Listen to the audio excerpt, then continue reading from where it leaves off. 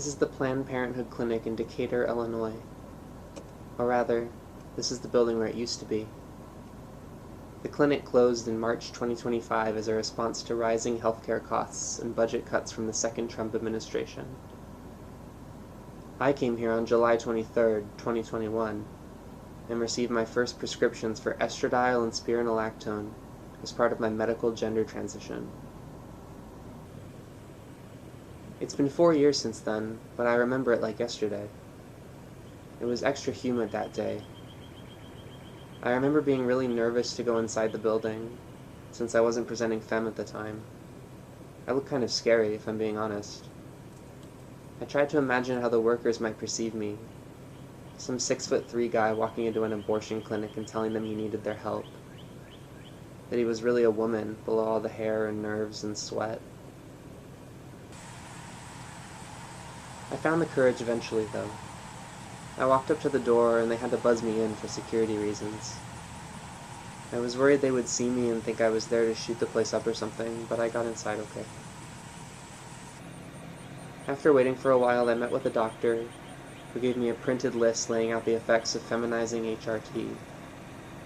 They call it the informed consent model. Not every state allows people to just go ahead and start hormones without a formal diagnosis of gender dysphoria, which is part of why I moved to Illinois in the first place and started transitioning here. It was a lot easier. The doctor didn't really know what she was talking about, though, I don't think. I read through a list of effects: breast growth, less erections, penile atrophy. I never wanted to have kids, I told her, so I wasn't too worried about the inevitable infertility.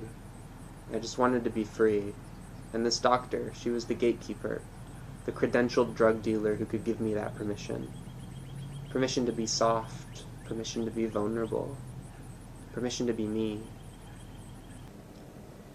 Someone like that, with that much power in that moment, you think she'd be important to me, that she'd leave a mark on my life. But the truth is, I don't even remember her name. Cut me open, spread me out, I'll let you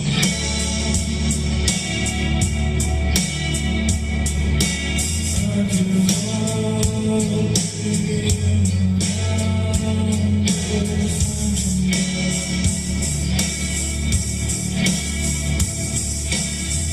it's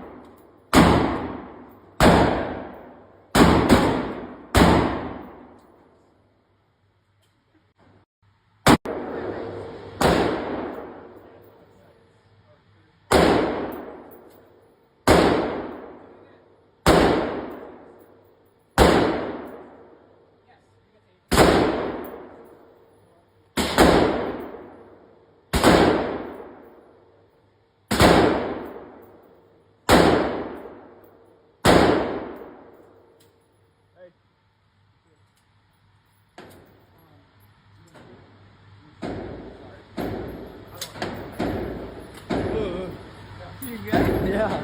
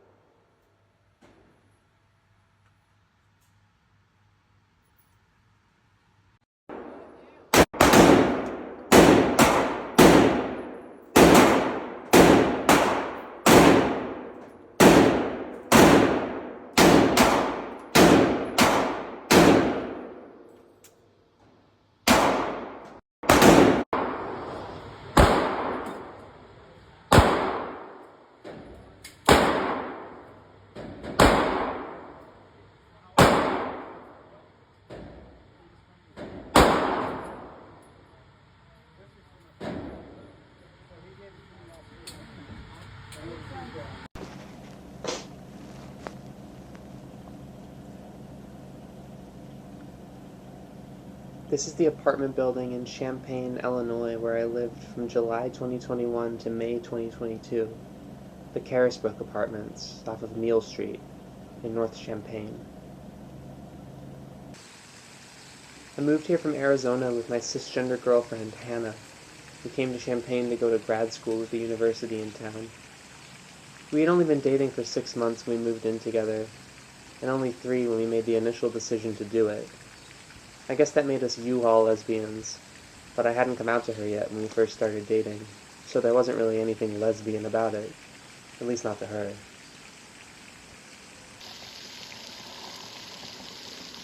Honestly, I don't even think I'd come out to myself when I started dating Hannah. I mean, I've been calling myself non-binary since around 2019, and asking my friends to use they-them pronouns for me for a couple years at that point.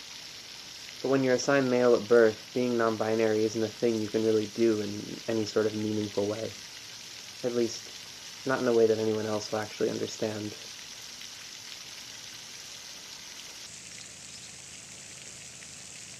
I remember reading Hannah's text messages one day. Yeah, I was a bad partner, but that's beside the point. But anyway, I read through her phone and found her and her mom joking about something cringy I had said or done. I don't really remember what it was. The mom texted Hannah one word, boys, with an eye-rolling emoji, and Hannah responded with something like, I know, right? And keep in mind, both of these women knew that I wasn't a boy. They just didn't give a fuck. It was like meaningless information to them in terms of how it affected their view of me.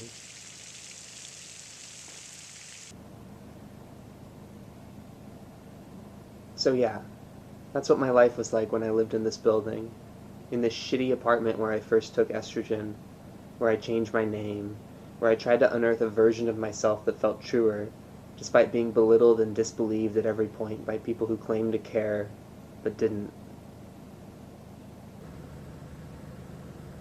Hannah was sweet. I mean, she's a good person at heart, I think. When I told her I was trans, she reacted about as well as anyone could. She was bisexual anyway, so at the time, at least, she said she was totally cool with her boyfriend becoming her girlfriend.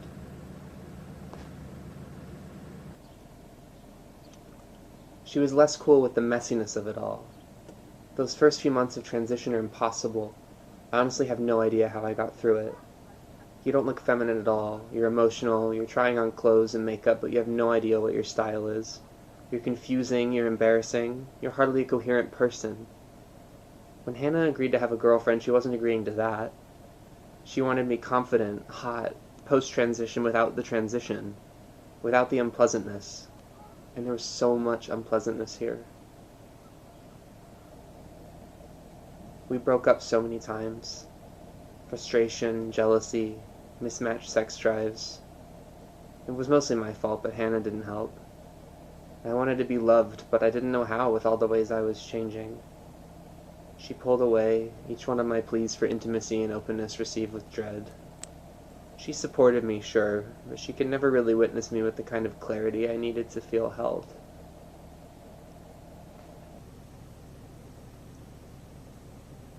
I fucked other girls. Trans girls, I mean. The cheating felt bad, but their skin felt like mine. Hannah didn't make me feel like a girl. She made me feel like an abuser, like a burden.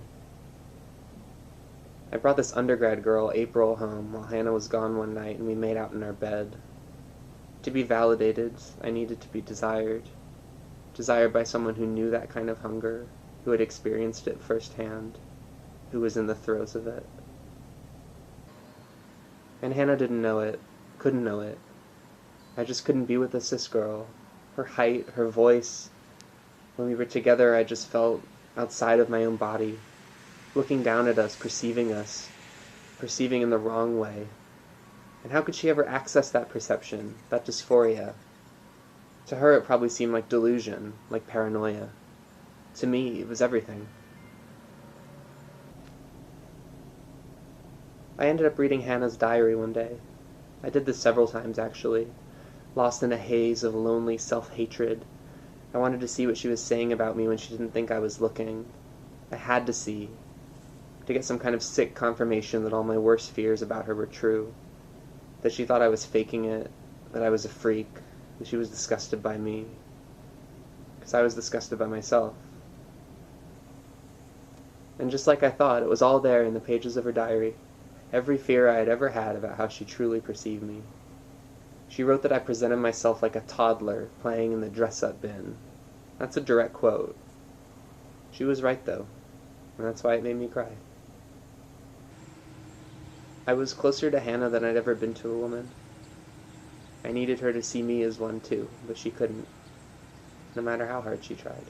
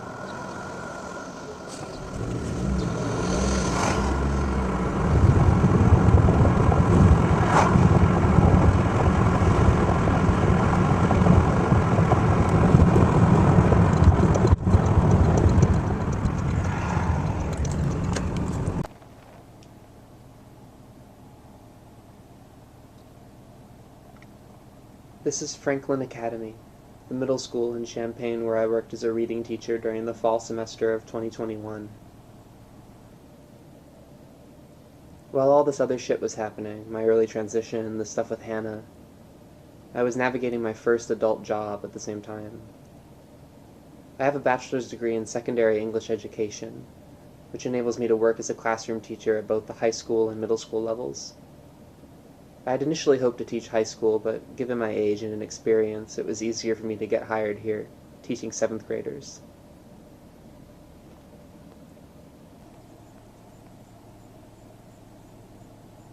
I don't really remember why I wanted to be a teacher.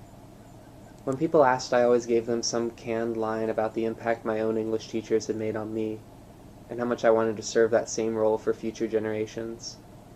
There was some truth in that, I guess. In my own time at public schools, English class was usually one of the only places where I felt safe as a closeted queer kid. My English teachers had all been relatively progressive, letting kids use writing to explore their identities without judgment.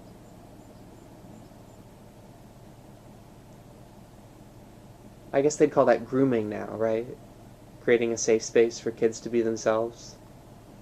I wasn't a great teacher, but I like to think I was doing that part right at least. The kids didn't know I was queer, but the misfits and outcasts gravitated toward me all the same. They would hang out in my room during lunch, making art, playing games, or just sitting and reading, away from all the noise, away from all the fucking hatred and hierarchical bullshit that comes with the territory in public school.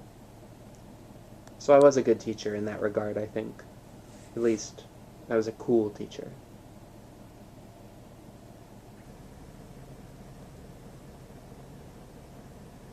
I never came out of this job, though.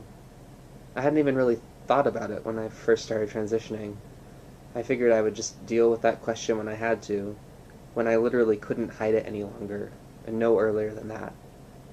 But I had underestimated how quickly certain physical changes would start showing, and just how hostile an environment the education system is to trans people, which it always has been, of course, but particularly in the early 2020s. You know, libs of TikTok shit and groomer narratives and, well, all that. I remember pulling into this parking lot and walking up the stairs to my classroom, dressed in a men's polo shirt with a bra hidden underneath. I think the kids knew. Kids are intuitive like that.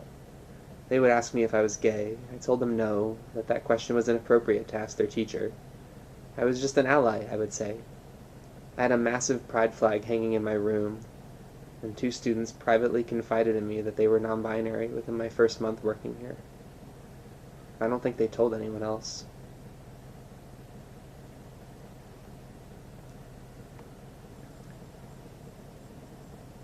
The staff would have been supportive if I had ever come out, but it wasn't even a question to me. One of them, another English teacher, Mr. Seaton, had seen me at the movie theater with Hannah one night, but I hadn't seen him. I was wearing a skirt when it happened. I think that was the first time I ever wore a skirt in public, actually. I was normally too nervous to do it out of fear that one of my students might see me. But I guess this was a really late movie or something, so I figured it'd be safe. Mr. Seaton approached me the next day at school and asked me if I had been at the movies that night. I panicked and told him no, I had been at home. "You must have a doppelganger then," he said, and we both laughed nervously. He didn't mention the skirt, but I could feel his eyes calling me a liar.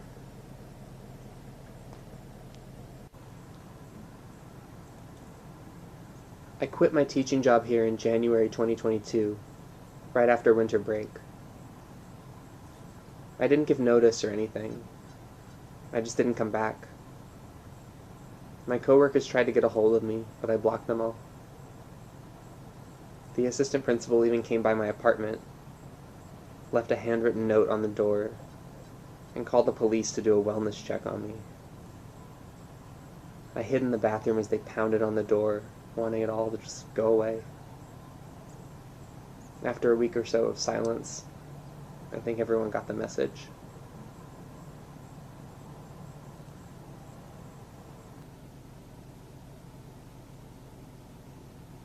Hannah and I came back to this building just once after I quit, so I could sneak inside the back door and retrieve my office chair from my classroom. There were some of my books and other personal items in there too.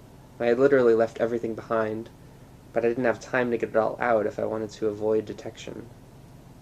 It was a pathetic little heist. No one knew I was coming, and I wasn't even sure if my keycard would still work. It had been a couple weeks since I quit at this point. As Hannah waited in the car, my getaway driver, I went inside this door, up the stairs to my old classroom, unlocked that door, and smuggled out the chair. I heard kids singing in the auditorium, choir practice or something. No one saw me.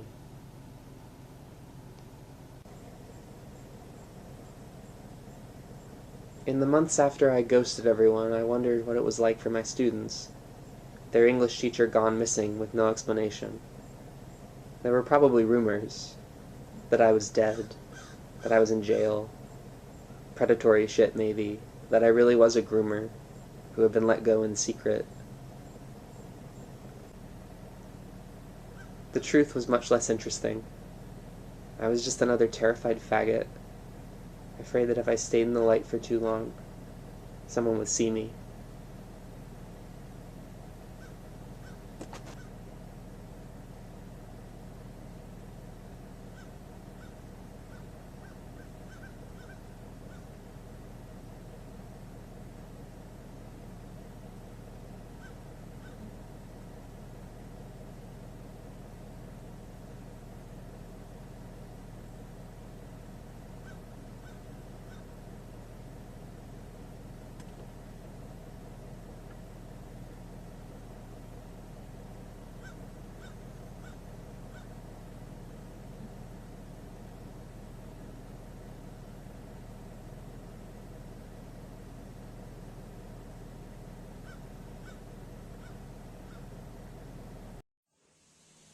Hello and welcome to the Celebrity Talk Show. Today's special guest is Nut, the ancient Egyptian goddess of the sky. Hi, y'all, but let me get my stuff straightened out. My name is pronounced Newt, not Nut. Oh, sorry.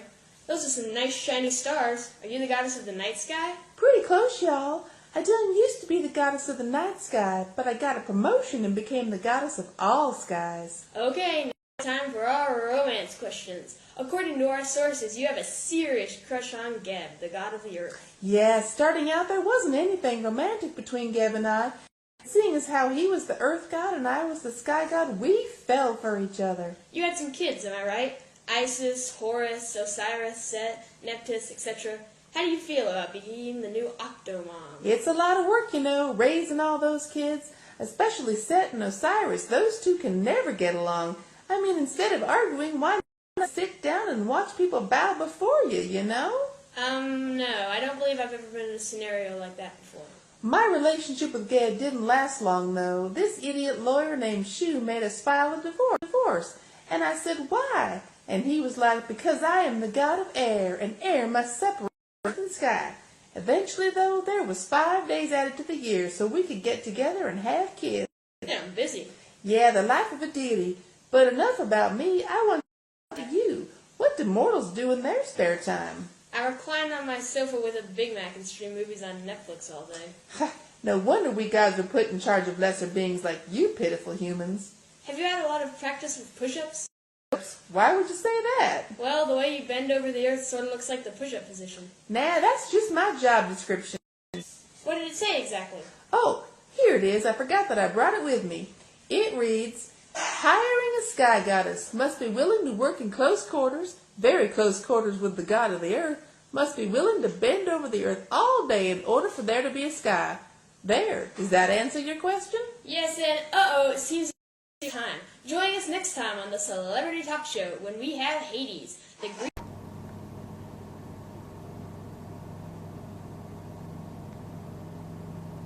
I learned recently that one of my former students has also transitioned from male to female. She's a junior in high school now, still here in this town, in this house. She wasn't the best student in my class, but I remember feeling some sort of strange connection to her. Something in her eyes, maybe. That barely repressed femininity, that droll self-deprecation all trans girls seem to share. When I learned she had transitioned, it just made perfect sense. I realized that was why I had cared about her, why I still knew her name when I couldn't remember most of my other students. The name I remember isn't hers anymore, though. It's Hannah now, which is fucked, I know. That's the name of my ex.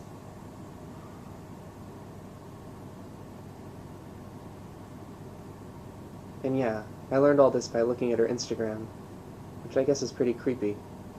But I'm not her teacher anymore. I'm not a teacher at all. So I don't really know where the line is. Those lines weren't invented by us anyway. They're lines that are drawn to keep us apart. This girl, exploring her identity, and me, maybe the only authority figure she's ever had who could actually see her for who she is. But I won't tell her. I won't knock on that door. I can't. That would be inappropriate. Or maybe that's my own transphobia talking, telling me I'm a perv for wanting to make sure this kid I was briefly responsible for is still doing okay. Maybe I just secretly want to reenact Nevada or something. Come here to Illinois, find this teen girl and tell her everything's going to work out. That's a fantasy, though. One rooted in my own desire for actualization through taking on some sort of mentor role to a younger version of me. To keep her from making the same mistakes I made. To give this girl a hug and in turn travel back through time and give one to myself.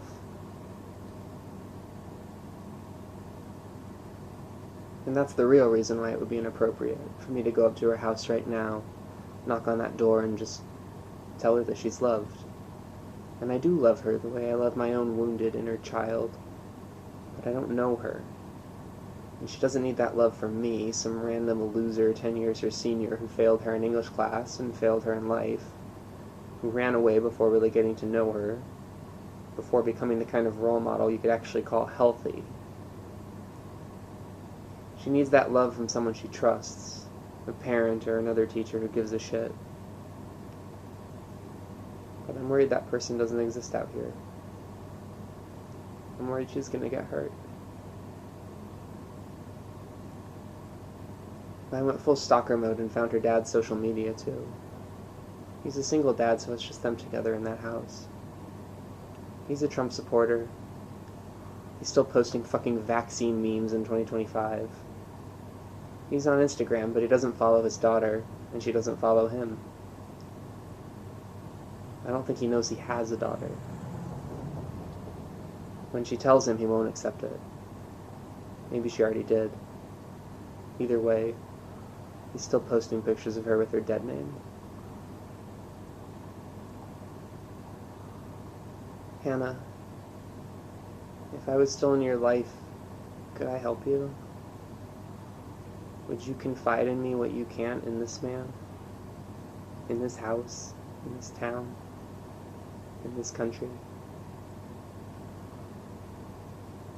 I want to go in there and kill your dad. I want to fucking slaughter him. I want to run away with you and take you to a place where you can be free. Where we can both be free. And I don't think we'll find that place. But we can keep running.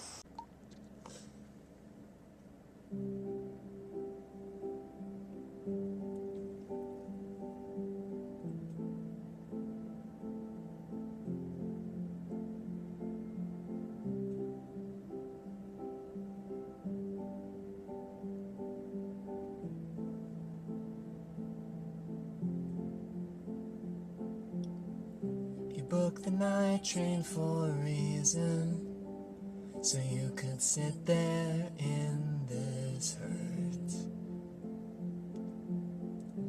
Bustling crowds are silent sleepers. You're not sure which is worse, because I dropped your hand while dancing, left you out there standing, crestfallen on the land of champagne problems. Your mom's ring in your pocket, my picture in your wallet. Your heart was glass, I dropped it. Champagne problems.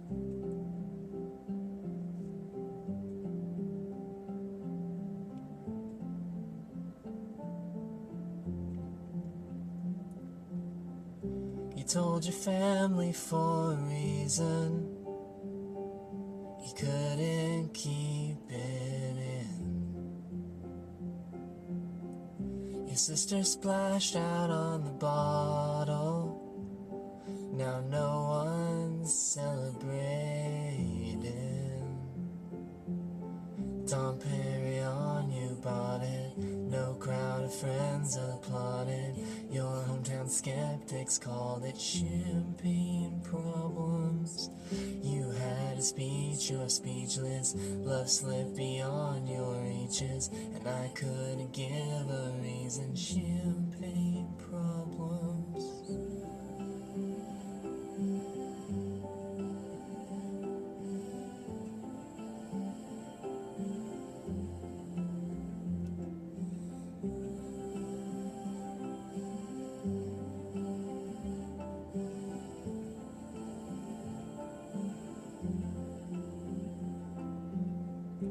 Midas touch on the Chevy Dawn, November flush in your flannel cure. This dorm was once a madhouse. I made a joke, well it's made for me. How evergreen our group of friends, don't think we'll say that word again. And soon they'll have the nerve to deck the halls that we once walked through. One for the money, two for the show. I never was ready, so I watch you go. Sometimes you just don't know the answer, so someone's on their knees and asks you. She would have made such a lovely bride. What a shame she's fucked in the head, they said, but you'll find the real thing instead. She'll patch up your tapestry that I shred, hold your hand while dancing, never leave you standing, crestfallen on the landing, with champagne problems.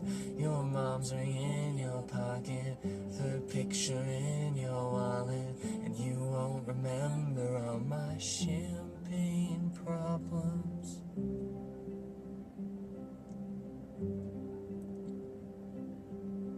You won't remember all my champagne problems.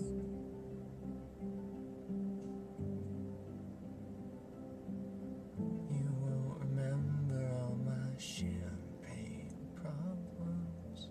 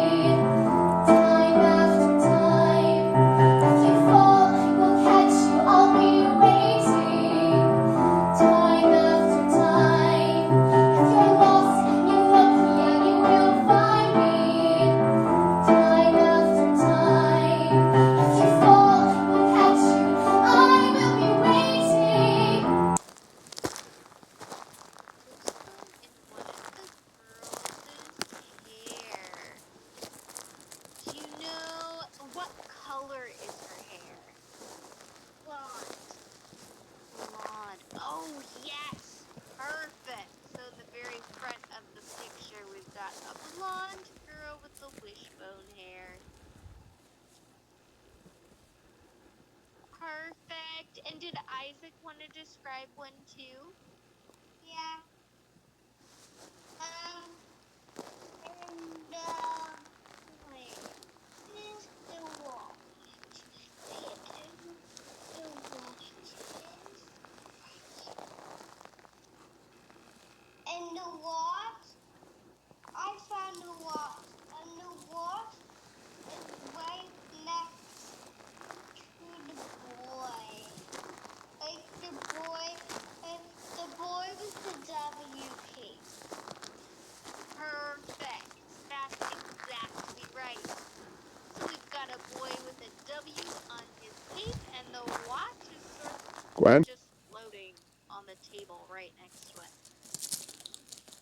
Perfect. Thanks, you two. And the next hand I see is Ziggy.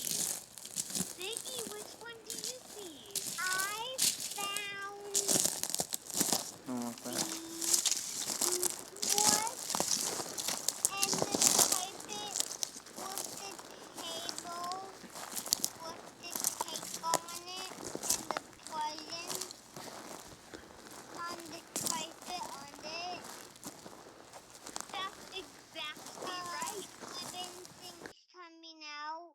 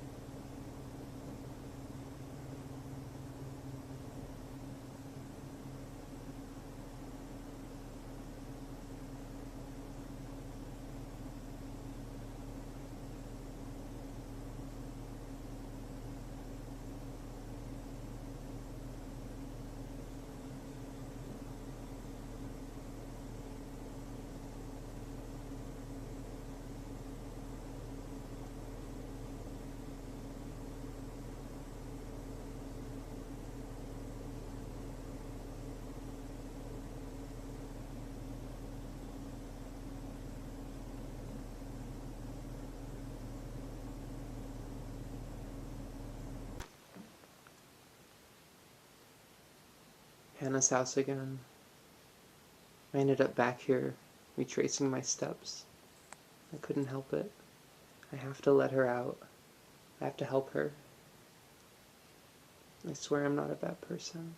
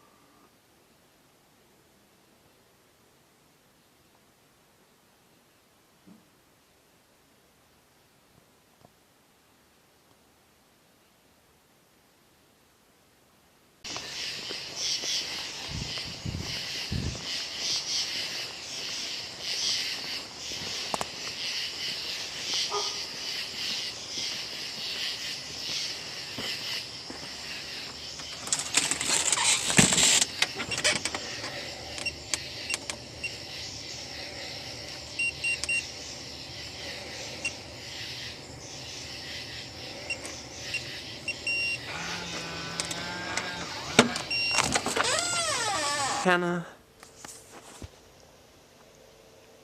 Hannah.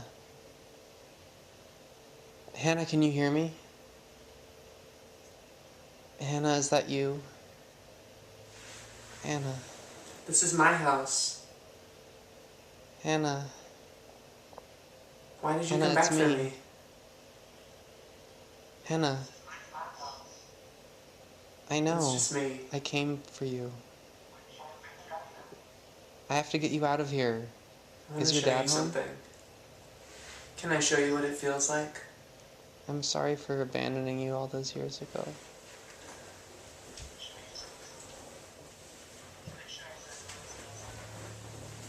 Okay.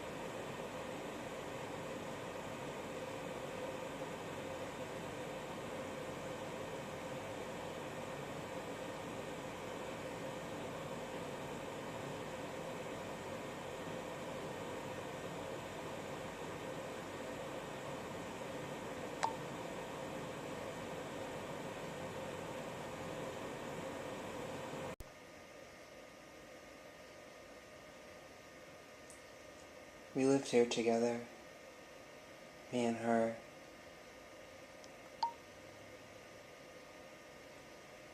This was the day we moved in, or maybe just the day they brought the furniture.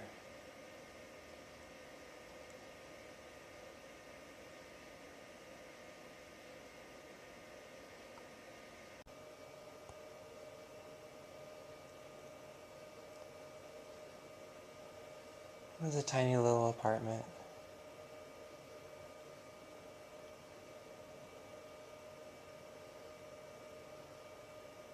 And I never felt particularly at home there.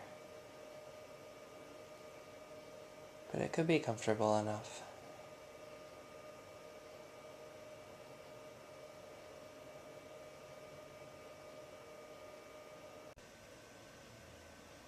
There's the view from our window.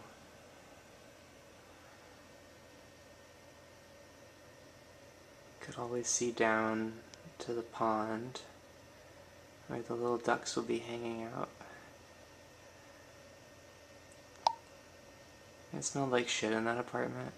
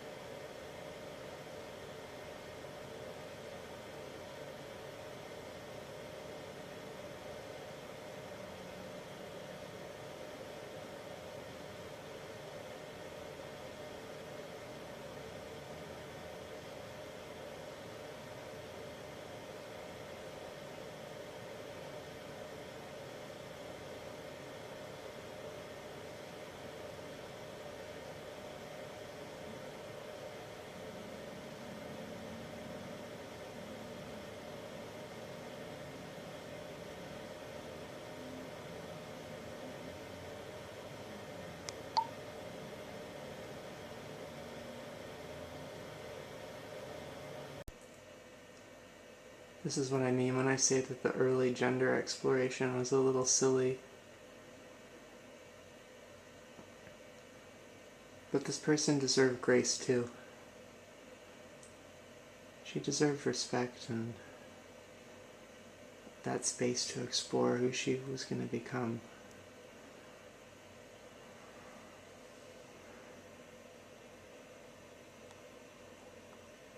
And she didn't really feel that a lot of the time.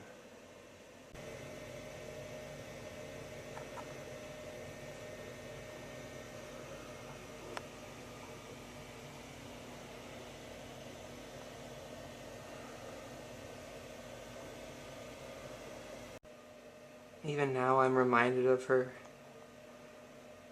She was so different than me. In a lot of ways, I think she was braver than me.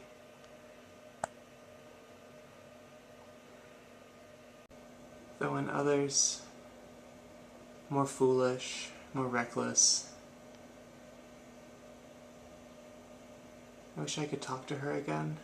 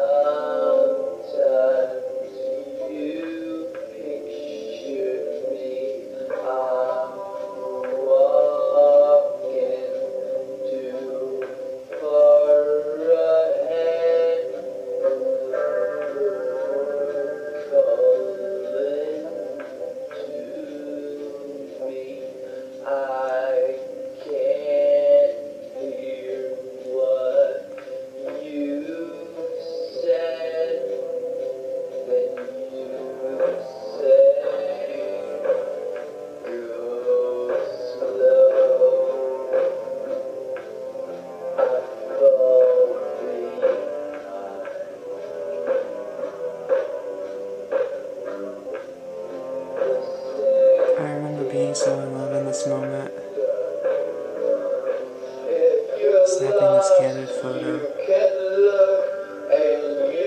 Before everything went to shit.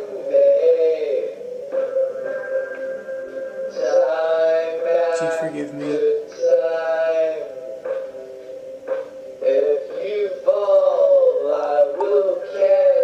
Do you ever forgive me?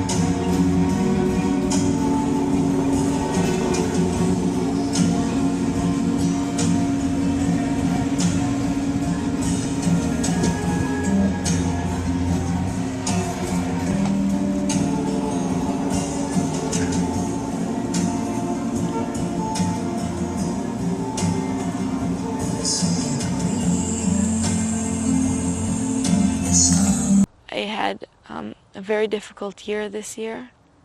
I had to go to therapy. I had no idea what's like death. I mean, and we said what hurts us and memories back.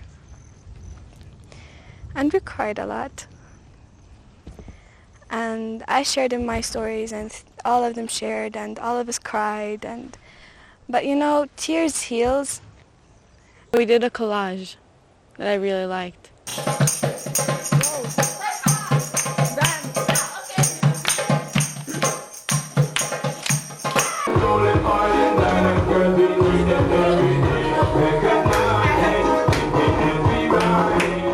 So why not to share our feelings, to be together and change our minds, to love each other, not just to hate each other, because we saw on the TV it's a bad thing.